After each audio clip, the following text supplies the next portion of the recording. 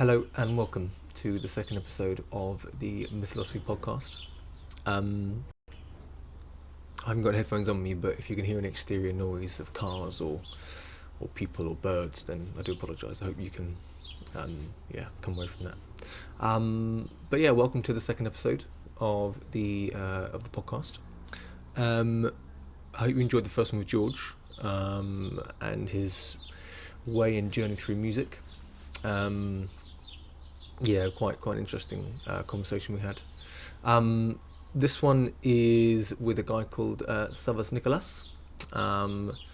He is, if you talk about influence, this guy's had an immense shaping on the way that I view the world and the way I see the world.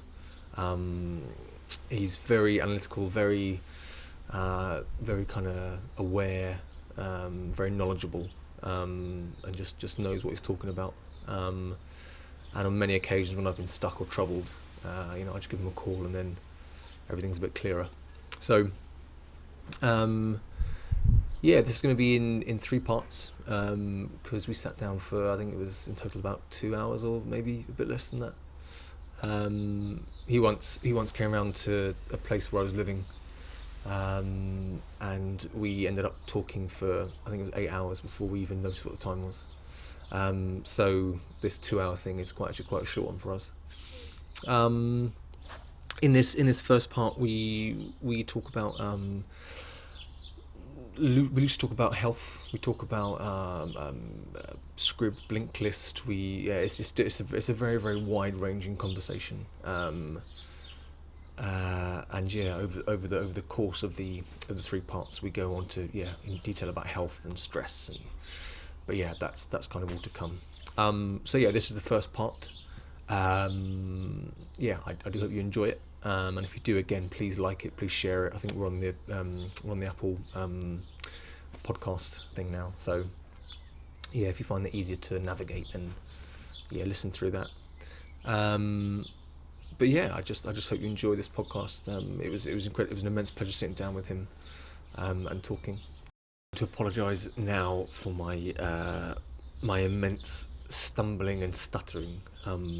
It was the second podcast I ever did, so I was in a very, very nervous space. So you have to excuse my my stumbling and stuttering. It gets better as time goes on, I think, from what I've heard. So, apologies, thank you.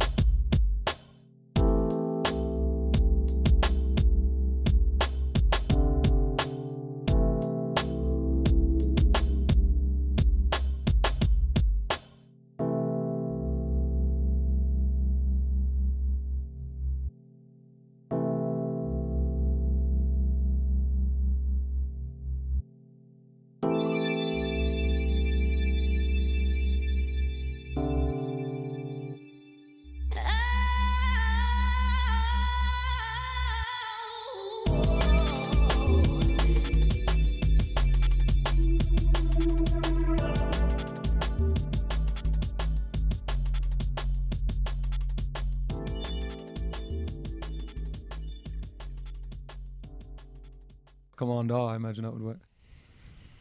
Right. Hello. We're here. We are here. Do you want us just have a little chat, have a little speaking to the mic? Hello, Ryan. Okay. I think you're audible. Not that I'm promoting Audible, obviously. You're audible. I used this thing recently called Scribd. What's that? Scribd. What's Scribd? Scribd is it's like Audible, except you pay a subscription and you get all you can eat. Really? Yeah. With Audible's with like their I mean, basically, Base. the last probably 5 books I've tried to read, I've checked them on Scribd. Okay. Maybe that's exaggerating. 3 books, maybe. I checked them on Scribd, they've been there. And then I've just listened to them on Scribd. How does So I've got 4 credits on Audible that I haven't used now because I've just been using Scribd. So how does Scribd actually work? So same thing, except you don't need it's just all you can, like they probably have less options, but you can just do as many books as you want, or read, actually, as many books as you want. Oh. While you have a subscription. And it gives you a subscription to Blinkist, which is the essentially millennials reading platform, which basically gives you like summaries of books, which I used a few times, but I thought it was it's probably great just to give you like an intro to a subject rather than actually give you any kind of real actionable information on it's great if you like. If you read a shitload of self-help books or anything like that, it's probably good. Okay. But not good for, you can't, the whole point of reading is that you read the book and actually understand the kind of content the author's getting across. You're not trying to, it's very much a very different way of gaining information. But does it have the same quality? Does it have the same depth or not really? No, I don't think so. No.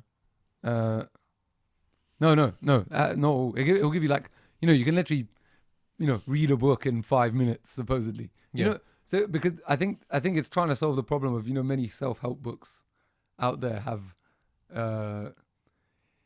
many of the ideas can be summarized essentially in about 5 words, like the subtle art of not giving a fuck, for example. Or there's one book called it's like the 5, 4, 3, 2, 1 method or something. Okay. If you know that, it's like to do something. So say there's something that you want to do, like chat to a girl or tell someone something, right? The idea is you're supposed to count to 5 in your head, count down, and then you'll probably have a higher chance of actually saying or doing what it was that you were hesitant of doing. Okay. But there's a whole book on that. Oh, right. Whereas I've explained that concept to you, right? If you really want to dig into the physiology and the psychology of it, you can, but you don't need endless examples of how people have changed their lives by using the 5, 4, 3, 2, 1 method. Okay. You know what I mean? Right. So, whereas that could be very well summarized on Blinkist, for example. Yeah. Very well discovered and summarized on Blinkist. So Blinkist is kind of like a shortcut in a way to the main sort of avenue. Yeah, I think it can be nothing else but give you an intro to the subject in which you're potentially looking into. Right. But I imagine, I don't know, I'd love someone to come out and tell me that they've learned a crap load of stuff from Blinkist, and actually if you were to quiz them on it, how much would they genuinely know? You know what I mean? It's more finding out about topics, and it gives you recommendations of books you would read, because that's what the information is based off. But I don't think it really is a way of actually consuming the content it doesn't actually give you a summary of the book. It tells you about the subject. That was. But I've never read a book on a full book and then read the blink of it, as it were. But Scribd gives you a free subscription to that. Scribd is great. Okay. Scribd is great. So for example, I just finished reading a book, I think on the last 30 minutes of it, called The Cholesterol Con. And I was thinking of buying it on Audible, but it already there on Scribd. On Scribd. And there was another one. How do you spell Scribd? SCRIBD. Okay. And it had one book on there. The reason I signed up to it was because there was a book when I was living in Colombia. There was like, you just can't get hold of books in English, and there was a book on called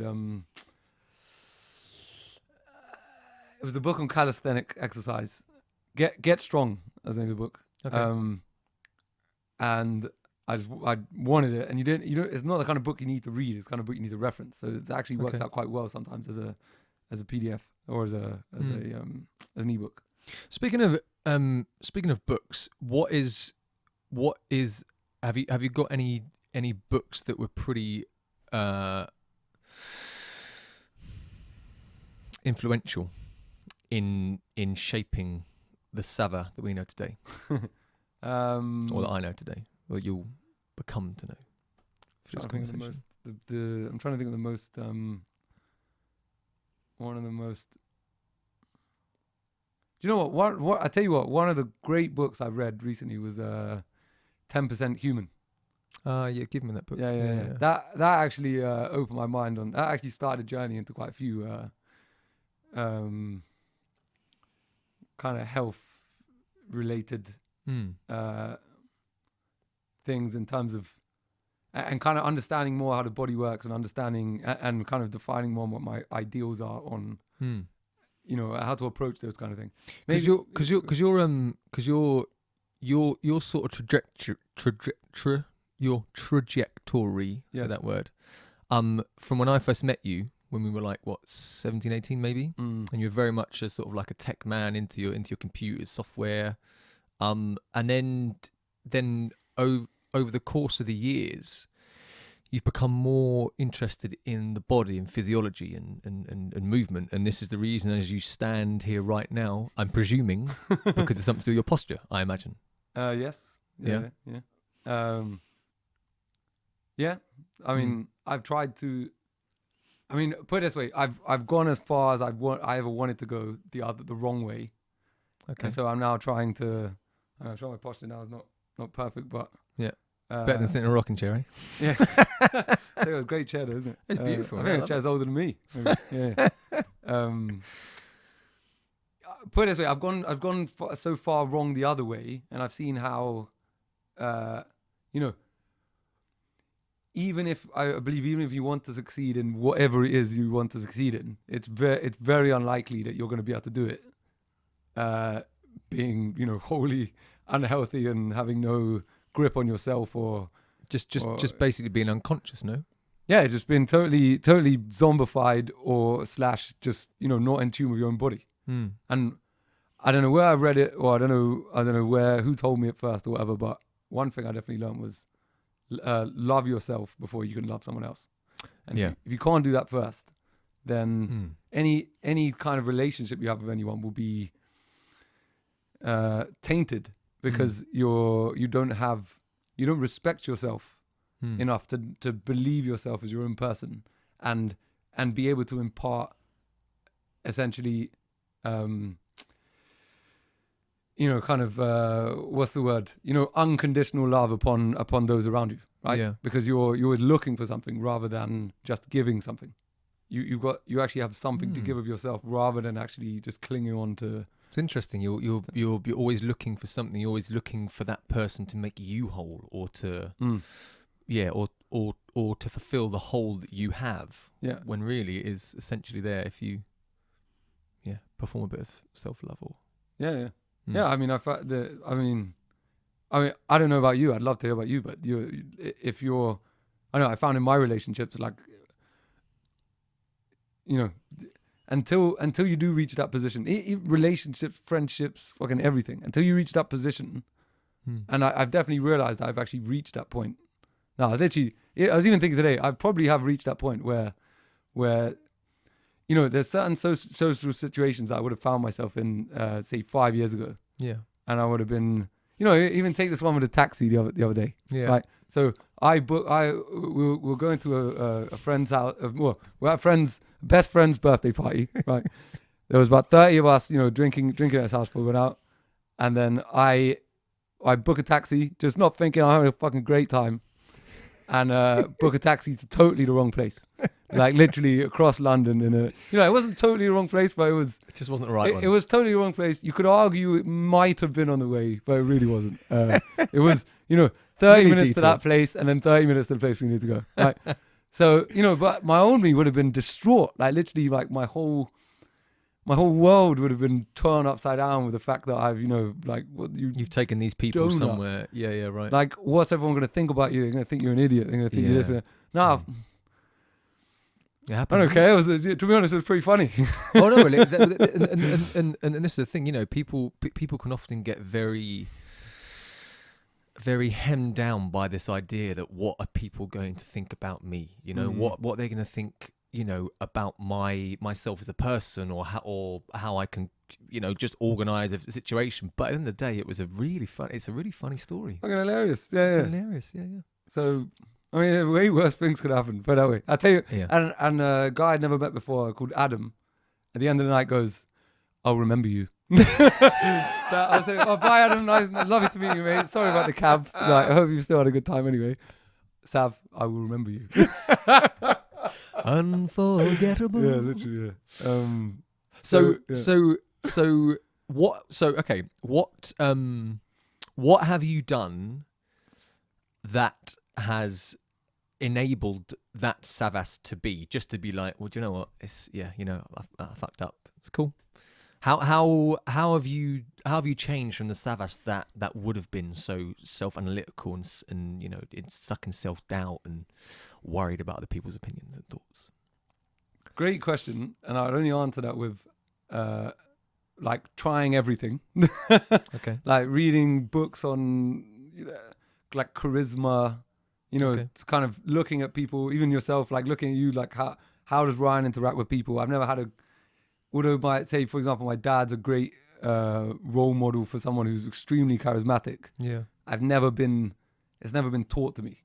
See what I mean? I've never used him as, or never really understood how he's able to be like that. Yeah. So it's something I've definitely learned over time. So I'd say that aspect of it, and also putting myself in positions where I can fail and it'd be okay. Right. So I feel one of the ones that is actually, and especially over the last, I'd say even year, has been just having a coach. So I have two coaches now, one for kind of gymnastics, kind of gym training, and one for mixed martial arts. Right. And the level of failure that they put you through in terms of like, you actually don't have a breath anymore. You're totally, they're literally teaching you stuff all the time, and you just can't do it, and actually learning to kind of get up to that level. That those, being able to kind of put yourself out there and say, I can't do this, and your pride is at stake. Yeah. Right. There are many people that wouldn't step into the gym. It's not, they'll tell you they're scared of gyms, but really they're too proud to. And I was in that camp. They're too proud to be look Fear like of failure. Hey. have absolutely no idea what they're doing in front of other people. Yeah. Right. But eventually, when you put yourself in that environment, you look around the gym, and after you've done a bit of reading, you realize no one has any idea what they're doing. Yeah. Right. If you go into a commercial gym, there's a handful of people that you can tell who have a coach, and you can tell there's 90% who don't, and you can tell that they just don't know, right? But they don't care. So, that is often the key is not caring because most people care so much about what their perceived perception is going to be, or sorry, what other people's perception of them is going to be, and that is what can often stop people from doing it, really, and I know that I speak from that too, because I spent years sort of doing the same thing, but I've kind of realized now that it's now got to a stage in my life where it's like, you're going to be looking back and having regrets if you don't do the stuff that you actually love and you actually are interested in, because for years now I've been stuck in the same job or doing the same things, and it's been fun, but it's like actually what I really love doing is chatting and having these conversations, and it's like, do you know what, I'm gonna actually take a gamble for once. Like it's something I've not done before. It's just taking a gamble and just be like, do you know what, I mean, if it fails, then it fails, but if I can actually just have really constructive, beautiful chats with people I know and with people I don't know, and that can then help other people, then so be it. And there's as it's kind of what you said. There are a lot worse things that could happen. There really are. I mean, like fair enough. This like flops and no one listens to it, and it's, end of the day, it's still fulfilling a need it's still fulfilling a hole that I have in myself, and really that's all that matters, is that it's just filling in that hole. I mean, one thing I've definitely seen is that 50% of health is just kind of wanting to be alive, right? And if you're actually doing something that makes you whole and feel like you're have self-worth, you're worth something, you're doing something for a fellow man or social animals, you know what I mean? And by you taking this risk to do this, really, you can argue, is it a risk, right? Okay, if it doesn't work out, I'm sure, if you don't try something, you never put yourself in a position to maybe figure something else out. Yeah. You see what I mean? If you stay kind of closed off and keep those doors closed, you don't know where it's going to take you. You know what I mean? So, And I think ultimately it literally falls down to a question of fear and a question of love. Like it's literally that. Like, am I going to be driven by fear of failure, fear of people, fear of a reaction, fear of relationships, fear of getting out the door, or am I going to be driven by actually just a bit of love, and like, okay, it might not work out, but it's cool, it's absolutely fine because you're trying, and yes, you might fall on your ass, but yeah, it's fine. But in that falling on your ass, as long as you still harbour a bit of love for yourself and a bit of like, do you know what, you tried. You actually tried, because you can literally fail at doing something you don't love. You can fail quite easily. So you might fail you might as well fail at the thing you do love doing. Absolutely. Because you can fail at the thing you don't love doing, and it's you might as well try doing that one. Well, exactly. Well, do you feel that? So here's a question. So say for example for me, if I was to like change career or something like that, it would put me at immediately, say, a big financial disadvantage, right? Because I work in software engineering, right? That's a quite lucrative job. Yeah. So could that be the same? Do you think that is quite a big blocker in many people's lives? And do you think that's something that influenced you in terms of making a kind of jump to doing something like this, where the work wouldn't necessarily be as steady, or there's not a clear kind of financial outcome to support yourself, to allow yourself to continue? So what are you asking? So I'm asking say your fear, say for example your fear from starting this up, or we talked about the kind of bike touring stuff. Yeah. Right? Oh so, yeah. Right. So do you think it's also kind of a financial kind of security element to that, or do you think it's also kind of ego, kind of egotistical kind of shielding, whereby you just don't want to see yourself fail, or do you think the risks also kind of are encompassed in your lifestyle as well?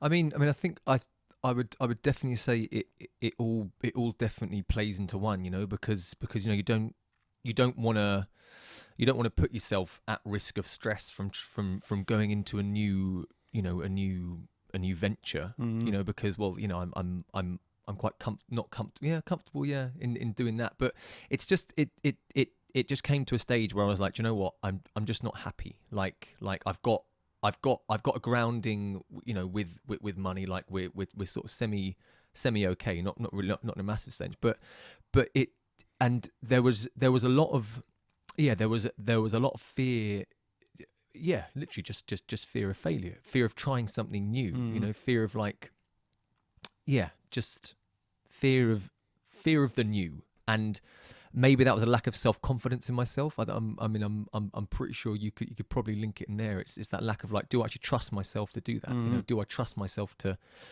kind of go into the deep end? But then it just came a point where it was like, well, do you know what? I'm not happy, in the education system and doing that. So I just might as well change and just do something new, And a lot of the time, monetary influence can keep people locked in there, because they're in a position where they're like earning X amount of money, and that's then going on the weekend where they can really release, and they can go and spend £100 on drinks on nights out, and they can get taxis and get nice food. But then it's just like, if you're then going back into that thing where you're not happy but you're earning the money, that's just not a good cycle to be in. It's just not a good rut to be in, So, and I honestly think, that there's a kid that I used to work with who, so again, if you're not learning off the people you're with, regardless of their age or their ability or whatever, then you're not doing something right. Because he turned around to me and said it's a clear toss up between time and money, and it's as simple as that. Like it's either time or money, and it just depends what you value more. And I was like, God, that's so true. The kid said that to you? Kid, yeah. 13, no, is he 15? 15 years old. Okay. Yeah. A kid said that to me. He had a huge influence on my life just by saying those things. It's, Wow. it's either time or money. Yeah. And it's a constant jostle between the two. And I think I've come to realize that I actually just value time. And, you know, this is taking time, but it's something I just enjoy, you know. And, you know, yes, it was. It's not even really a risk, you know. I just spent a bit of money on this equipment, and I'm eventually going to pay it off. But it's bringing me immediate happiness.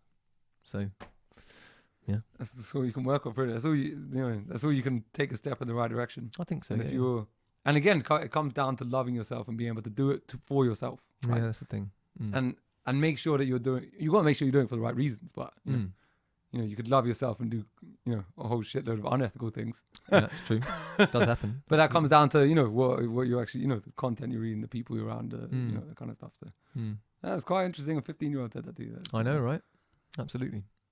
I guess one way of looking at it is, I mean, if you were to answer his question, is there's pretty much infinite cash out there in the world to be, you know, up for grabs, as it were. But there's, you know, time is finite for everyone. So. And you know what? I don't deny that.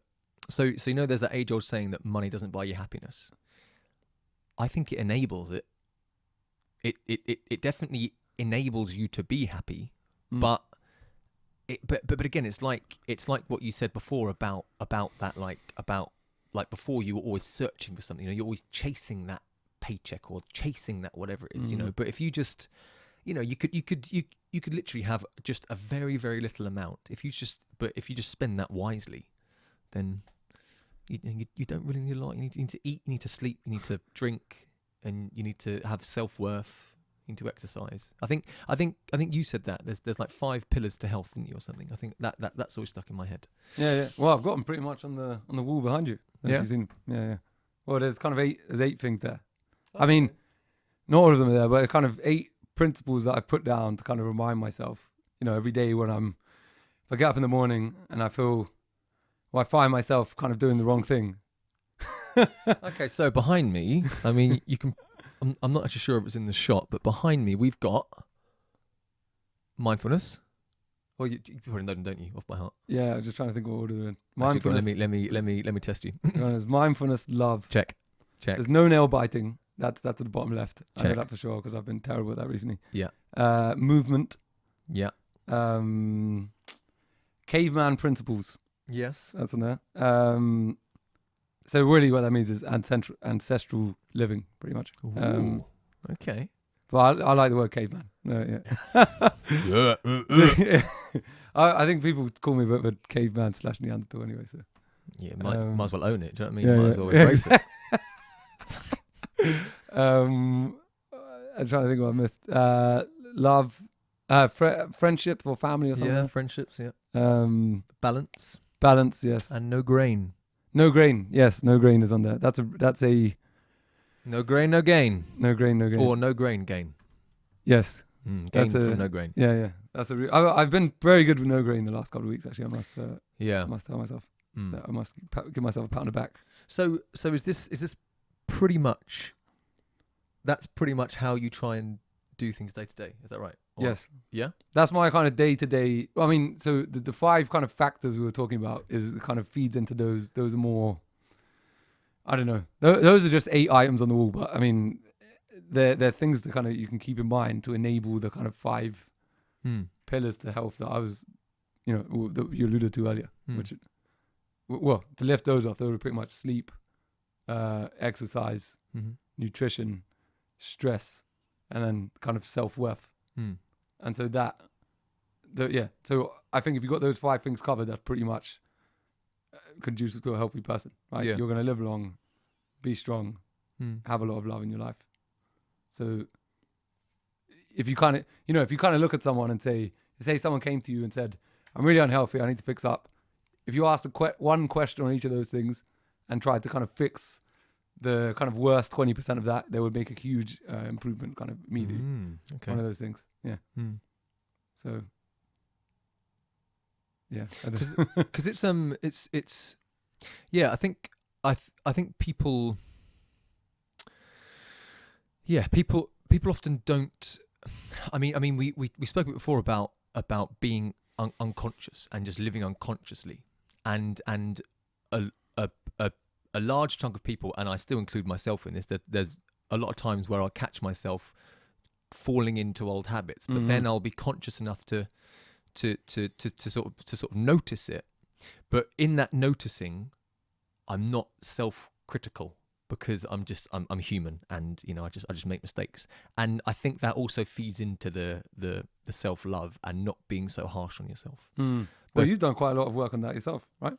Yeah, pretty much, yeah. Quite a lot of work on, just on, because I'm just speaking for myself, but I'm pretty sure everyone is their own worst critic. Like, you could, if I could feel, I could probably fill a good 20 hours a day with just me, looking at my day and going, you shouldn't do that, you silly sausage. What are you doing that for? You ain't good enough for that. Why are you doing that? What are you doing that for, mate? You donut. Who you thought you could do that? That was constantly my sort of inner monologue. Yeah. But then it's just about, like, the way that my therapist described it to me was, it's like you need to, like so when that inner voice comes up, it's just, you need to just feel it, you need to accept it, and you need to give it love, and you need to love it some more. And that's something that I still try to do. Every now and then that kind of little boy that's like, you can't do that. Just be like, okay, it's cool, man. I hear you. Yeah. And I completely accept what you're saying, and I honestly love you for your opinion. I really love you for it. Like, thank you. And then you're just changing. You're just changing the ball. You're changing the trajectory every time you put a break in that inner critic, and you just give it a bit of love. It changes. And who's to say that if I hadn't worked on that, or had therapy and done that sort of stuff, that this probably wouldn't have happened, because I probably wouldn't have the self-confidence to do it. Maybe not. Maybe not. I tell you what, I went for, when I basically hit rock bottom kind of a few years ago now. Right. Let's say 3-4 years How ago. old were you, would you say? I'd say I was in Vancouver. Yeah. And I was just, it was a mess. I was totally on my own for work, and it was just a total mess. This was when the cow DNA thing. The cow DNA thing. Okay. So literally, I had a dream job, everything great, but I was just, health-wise, kind of everything else was just to pieces. Like, just no good relationships, no, just health was terrible. Like, no self-confidence, no self-worth, just nothing. And I remember I literally was in Vancouver, and I was like, fuck it, I'm going to go see a psychotherapist. Like, wow. Never done this before. Let's just give us a shot. I just need to speak to someone, because I've absolutely no idea what the hell's going on. Okay. Went and spoke to this dude, and he pretty much, to the point where I just hadn't even realized it, kind of said, I saw him for kind of 3-4 sessions, because I wasn't really there that long. And he, there's a couple of things that he said to me that stuck with me. And one of them was just around the kind of your self-talk, and kind of, I was so driven to succeed. It was unreal, right? Like, unreal. And I think it's still there, but kind of in a very different perspective, right? But to the point where just and I'd had such a big failure that just happened, that he just kind of said to me, well, why do you need to beat yourself up about it? And I was like, well, because I fucked up. And he was like, but why? What's that achieving? Like, well, he didn't do it in such a kind of, love and gratitude type of way, but he even just made me aware of it. And I think when you're in that kind of, I felt like my kind of depression or whatever I was feeling at that point was kind of physiological as well as kind of mental. They're all kind of linked together in terms of, right. I'd kind of, it was kind of a cascade of, few events happening badly, but also like my body was just, cortisol levels were literally 4 times what, the kind of base rate. Stress hormone, yeah. And, just overweight. I literally saw a picture of myself the other day, and I was like, yeah, it's unbelievable. Like, I just totally barely even, I don't know, functioning human being. I don't know how. It's a very, very easy thing to do. Is if you're feeling unhappy, it's just to comfort eat, innit? It's just you just slosh it in. Yeah, but it was just like it.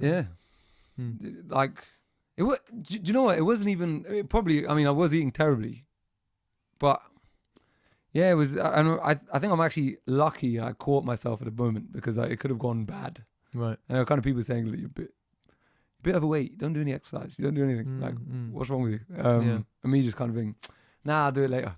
Yeah, that's the Because I one, was so yeah, driven to what I was doing. It wasn't because I didn't value it, or, well, perhaps I didn't have any knowledge around it. I think that's kind of half the battle, was actually understanding what benefit it give you. But it just was so far out of my kind of radar that I just think, just why would I waste time not, building software and trying to take over the world, Yeah.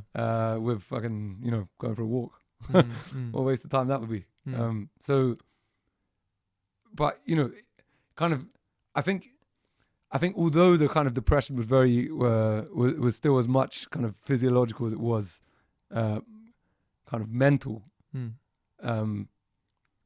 Still, him saying those words to me allowed me to kind of use that. I'm not saying that's the only reason I managed to get myself out of a rut, but it's a start, though, isn't it? It was the initial catalyst that enabled you to create that break in the pattern. It was that combination breaker.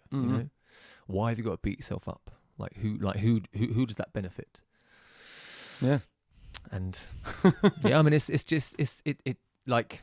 sounds so simple to say, and it is like very, very like simply put, like it just doesn't benefit anybody if you give yourself this self, like this real, like, why have you done it that way? Why are you doing it that way?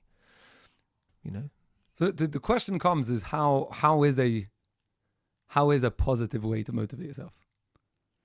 If you fuck something, say you're I don't know, say you're someone who does really, really is maybe not a perfectionist, but someone pretty driven to succeed, really wants to do well at something. Yeah. And you screw something up. How is a healthy way to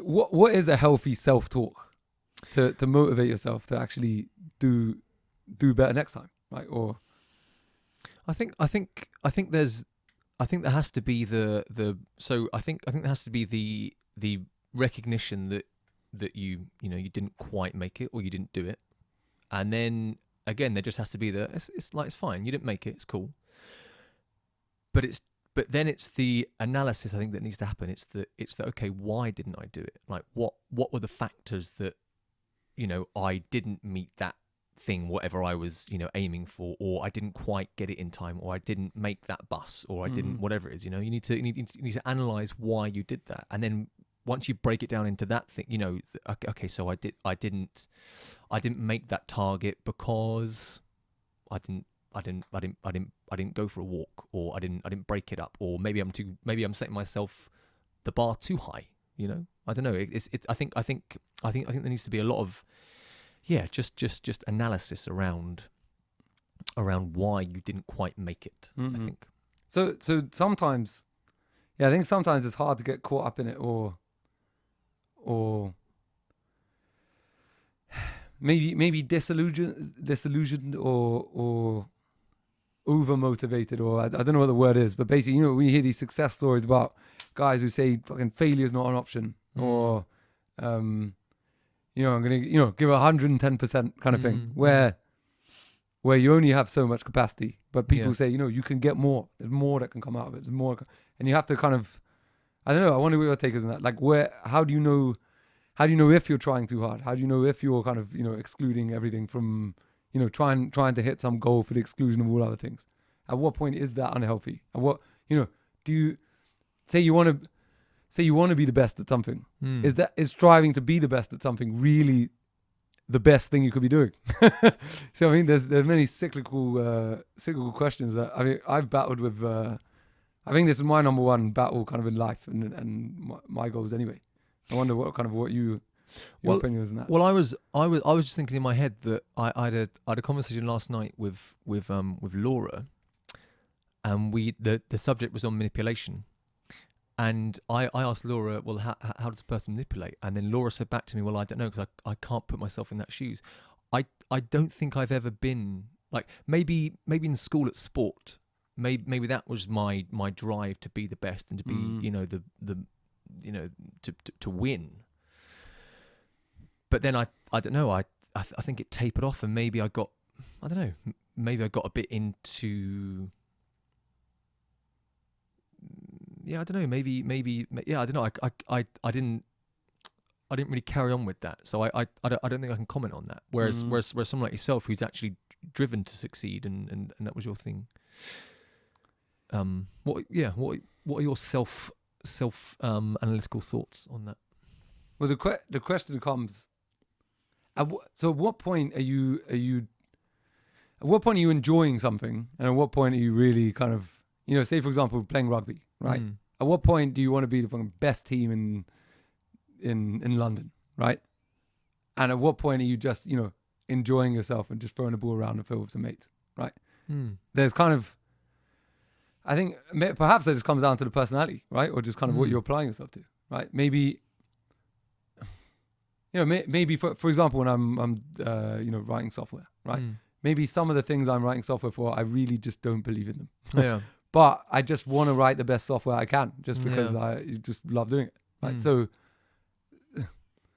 So what, kind of where do you get the enjoyment out of it? Like at what point do you get the satisfaction? At what point are you just doing the job you love? But also at what point do you need to make sure that you're doing the job you love for the causes that are important, right? So, maybe it was, maybe working in the field of genetics was really great for my career, right? But maybe actually that application wasn't great overall. And at what point can I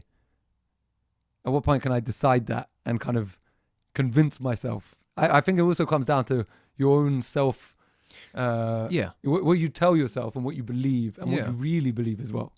So I can say, I built this software, perhaps it could be used for this purpose, and maybe that would perhaps be good. Yeah.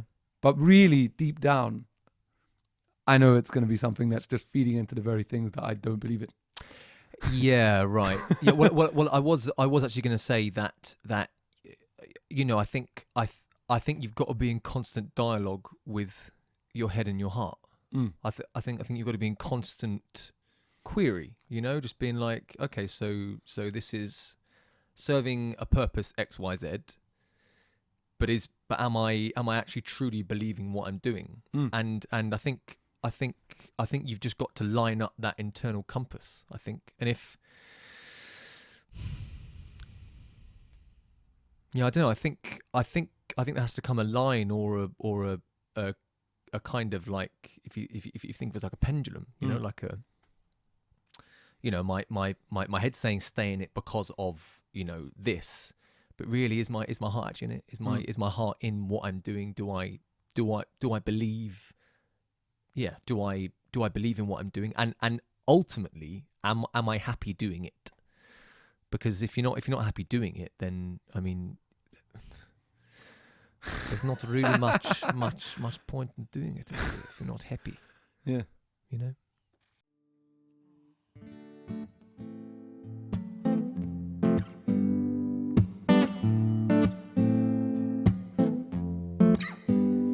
I think the sun's on my side today. I got a lease of life, I feel okay. Need to call around, get them all out, jump in the car and get on our way.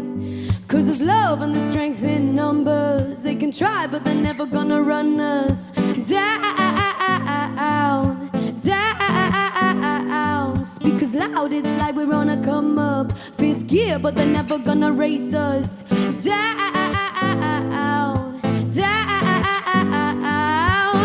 I'm alive on a high, blue skies, there's nothing better.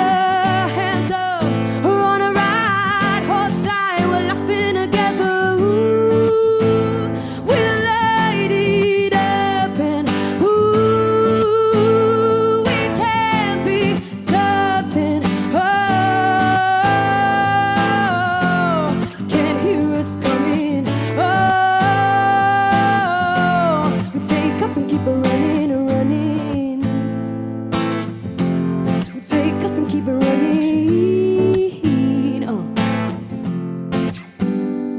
Take a stop at the riverside, crack 'em open, pass around the light. Breathe it in and out, bring our guards down. Yeah, this is ours for the day and the night. Cause there's love and there's strength in numbers. They can try but they're never gonna run us down, down. Speakers loud, it's like we're on a come up. Fifth gear here, but they're never gonna race us down, down. I'm alive on a high, blue skies, there's nothing better. Hands up, we're on a ride, hold tight, we're laughing together. Ooh, we'll light it up, and ooh, we can't be stopping. Oh, you can't hear us coming. Oh, we take off and keep it running, running. We take off and keep it running.